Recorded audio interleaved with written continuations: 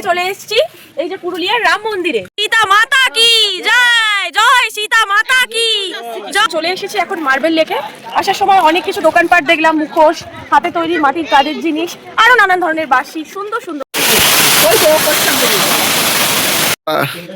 যাই হোক, এখন আমাদের এখানে দাদা বনফায়ারের সেট আপ চলছে।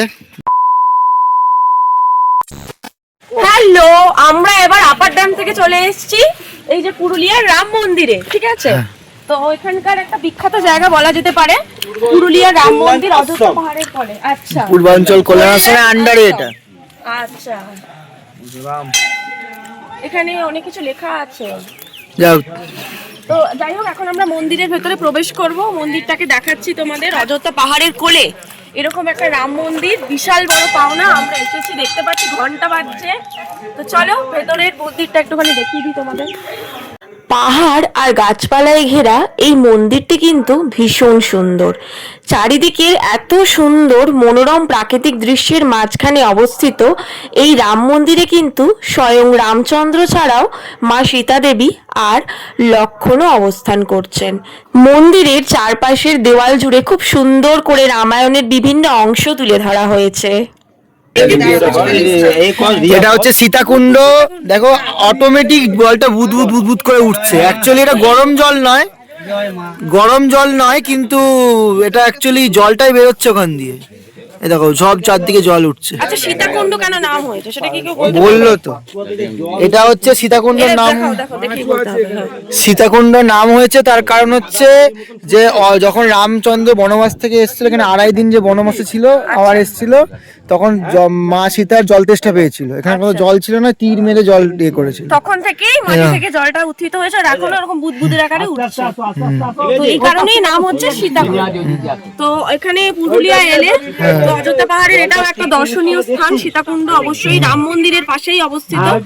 তোমরা সীতা মাতা কি জয়, জয় সীতা মাতা কি জয়। এই যে সীতাকুণ্ড থেকে জল এখন সবার গায়ে দেওয়া হচ্ছে। দূরে একটা ঝর্ণা দেখা যাচ্ছে, দেখো ঝর্ণা থেকে জলটা ভেসে আসছে। সীতাকুণ্ডের পাশে আমরা এখন চলে এসেছি কৃত্তিবাসের আশ্রম। এই যে কৃত্তিবাস,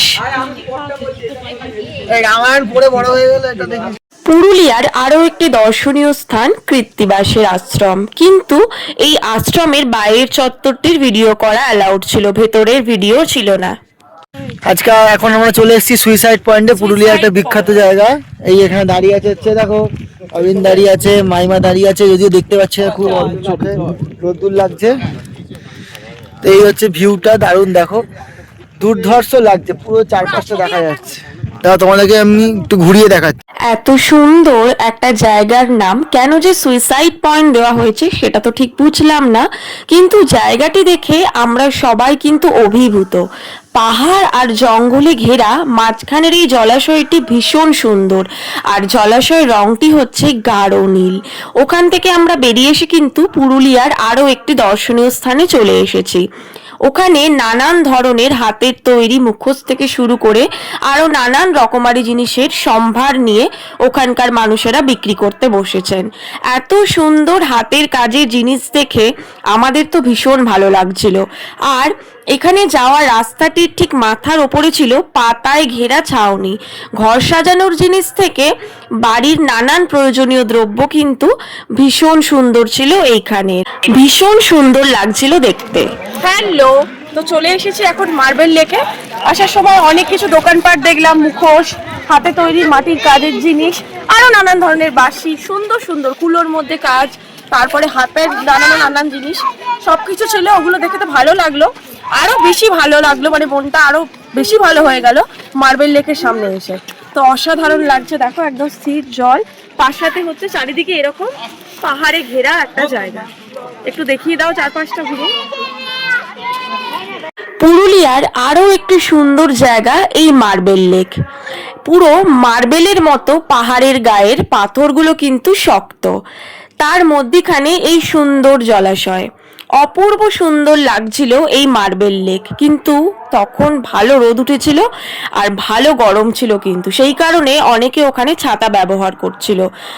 জলাশয়ের জলটি কিন্তু ভীষণ স্বচ্ছ আর পরিষ্কার, আর অসম্ভব সুন্দর এই চারিপাশের মার্বেলের ন্যায় পাহাড়ের বিন্যাস। আমার তো ভীষণ ভালো লেগেছে, তার সাথে যারা যারা আমাদের সাথে গেছিল সবারই কিন্তু ভীষণ ভালো লেগেছে।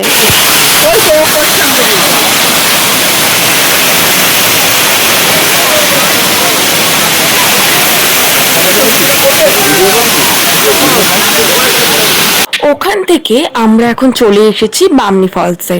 বামনি ফলসের দৃশ্য কিন্তু ভীষণ সুন্দর। পুরুলিয়ার সবচেয়ে বড় ফলস হচ্ছে বামনি ফলস। বামনি ফলস থেকে চলে গেছিলাম টুরগা ফলসে। পুরুলিয়ার দ্বিতীয় দিন ভ্রমণের মধ্যে তো বামনি ফলস, টুরগা ফলস এগুলো দেখা হলো। তারপরে কিন্তু আমরা হোটেলে ব্যাক করে গেছিলাম। হোটেলে ব্যাক করে লাঞ্চ করে একটুখানি ফ্রেশ হয়ে নিয়ে সন্ধেবেলার ইভিনিং স্ন্যাক্সটা করে নিয়েছিলাম। সেদিন কিন্তু সন্ধেবেলা ভীষণ বৃষ্টি হয়েছিল পুরুলিয়ায়, ওয়েদারটা জাস্ট ফাটাফাটি হয়ে গেছিল। আর সেদিনই আমাদের প্ল্যান ছিল বনফায়ার করার।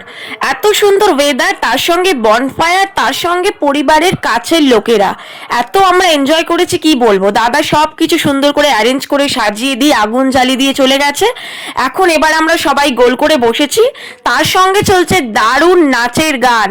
নাচের গান শুনে কি আর থেমে থাকা যায়? সবাই মিলে একদম ফাটিয়ে নেচেছি, প্রত্যেকটা ফ্যামিলি মিলে আমরা দারুণ নেচেছি।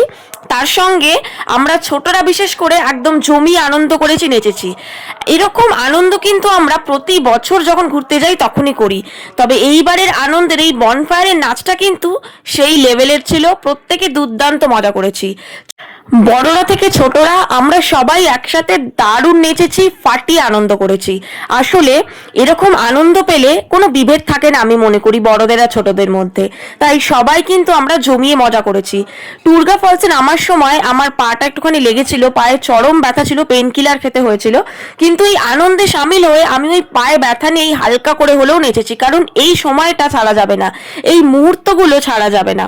অসম্ভব সুন্দর পুরুলিয়া, এই অসম্ভব সুন্দর মুহূর্ত আমাদের সবার জীবনে মেমোরি হয়ে থাকবে। পুরুলিয়ার পার্ট 3 ব্লগটা কিন্তু খুব তাড়াতাড়ি আসবে, তোমরা কিন্তু দেখতে একদম ভুলবে না। সব মিলিয়ে তোমাদের সাথে আমরা যা যা করেছি প্রতিটা ভিডিও তুলে ধরেছি আর প্রতিটা মুহূর্ত তুলে ধরলাম। কেমন লাগলো ভিডিওটা অবশ্যই জানাবে কিন্তু। আবারও দেখা হচ্ছে নতুন ভিডিওতে। টাটা।